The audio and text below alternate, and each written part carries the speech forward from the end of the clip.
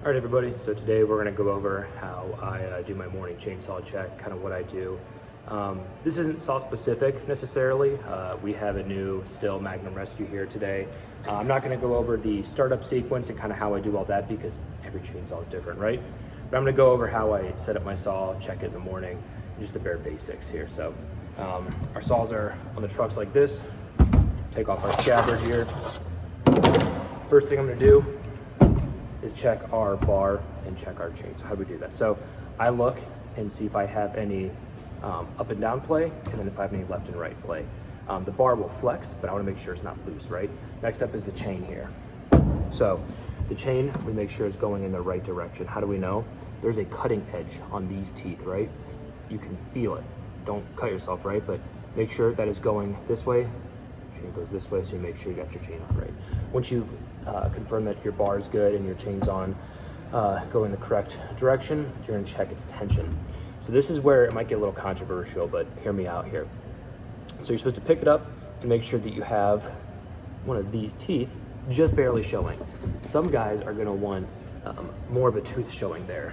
I get that, but what there's to consider, this chain is cold right now. So if you run this saw for a while, get the chain warm, it's gonna come out more. So what I do is I find that happy medium, right? So I get the saw cold, I'll set it where I think it's right. Then I get the saw nice and hot, I run it, I might even cut a few things, and then I check it again. I need to find that happy medium where I like. So every saw is different.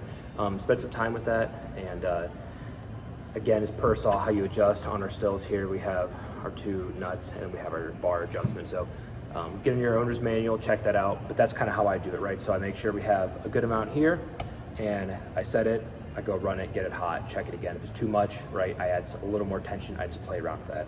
Your chain should be able to move freely. So if you take your tool here, you can move it like that, it's perfect. So awesome. So to confirm, my chain and my bar are all doing great here. So I'm moving on to my next step here. I'll take the brake off if it's on, right? We have a decompression valve up top here. I know some of the newer Stihls have them. Move this out of the way from here so you can see, right? So you want to have that compressed down, right? So usually pretty tactile. You can kind of hear it there, go down there. So down, you just decompressing, you want that. So next up is I'll make sure my saw is staged. So this saw does not have 4 steps, 3-step. It's a choke, a run, and an off. So I'll make sure this is set up. I'll pin my trigger, push this down, let this go. Good there. Next step is going to be checking my fuel and bar oil. I do this before and after I run the saw. I don't want to run the saw dry and have something happen. You don't want to run out of fuel. It's pretty bad for your saw. So I'll check that. I always top it off, right? Even if it doesn't need very much, I always like to have a little extra. It's nice. For bar oil, I think it is, depending on where you live, here in Ohio, we have a lot of weather options, right? So we run all season bar oil in our saws. We run the Stihl brand for our Stihl saws. That works really well. It's been really good to us so far, and been really happy with it. So find what works for you, right? If you're up in Alaska, you might need something a little thinner. If you're in somewhere like SoCal, I'd imagine it's pretty warm there pretty consistently, so you might need a little bit thicker bar oil. Figure that out, play around with it, talk to your senior guy, talk to guys who have done some stuff, and see what they have used and what I've done. So now we've made sure our saw is ready to play, it's set up. So again, I kind of told you I'm not gonna show you my startup sequence, but what I'll do is I'll get the saw running, and once the saw turns over, I'll let it go to idle. I let it idle for about 30 seconds to a minute, and I make it a point to set it on something soft. I always try and put it on grass. Why? Because even on this super nice saw here, we still have this plastic bases. Plastic can be good. I'm not anti-plastic, right? But if you put this on cement and this thing is just idling over time, right, it's going to eventually wear out. So I try and put on something soft. If you don't have any grass around you for some reason, put a towel out, let it idle there. Put a little more life in your saw like that. You don't want to crack the bottom of your saw for something silly. So now that it's warmed up and it's running, what I do, again, do what your department wants. I run the saw full throttle. I understand why people say not to do that.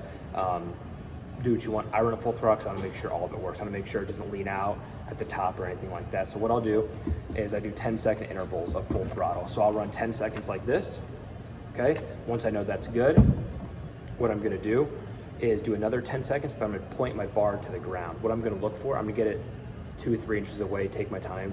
I'm gonna make sure bar oil is coming out, so I'll see a nice little spray on the ground.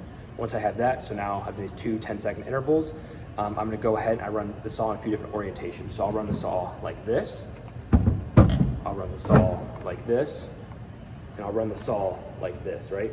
So that means that I've now ran the saw like this normally, and when I'm checking the bar oil, I'm running it down. So I do all that to make sure that fuel is getting everywhere it needs to appropriately. And doing these checks, I haven't had the saw fail. Checking those in the morning like that, it works really good.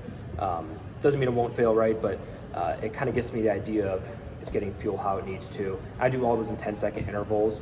My last thing I do is I will, after I do all that, I'll shut the saw off, and then I'll turn it back on, making sure it turns over when it's warm. I'll run it for about 10-15 seconds after that. And that's kind of my down and dirty check for the morning. It seems to work pretty well for me. And then once it's all cooled off, I'll go ahead and put more fuel, put more bar oil as needed in it. And yeah, that's kind of what I do. We've got a variety of saws where I work, but almost all of them are stills. I've worked with other brands.